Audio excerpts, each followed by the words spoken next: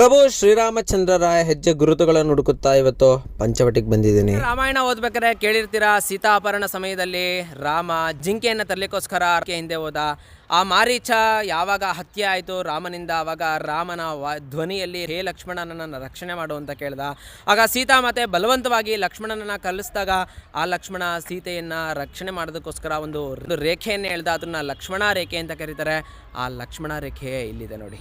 ಅಂದು ಹಾಕಿದ ಈ ಗೆರೆ ಇಂದು ಜಲವಾಗಿದೆ. ಅಂದು ಅಗ್ನಿಯ ರೇಖೆಯನ್ನು ಎಳೆದಂತಹ ಲಕ್ಷ್ಮಣ ಇವತ್ತು ಜಲರೇಖೆಯಾಗಿ ಮುಂದುವರೆದಿದೆ. ಅಂದು ಹಾಕಿದಂತಹ ಲಕ್ಷ್ಮಣ ಇಂದಿಗೆ 5 ಕಿಲೋಮೀಟರ್ ಸುತ್ತಳತೆಯನ್ನು ಇದು ವಿಸ್ತಾರಗೊಂಡಿದೆ.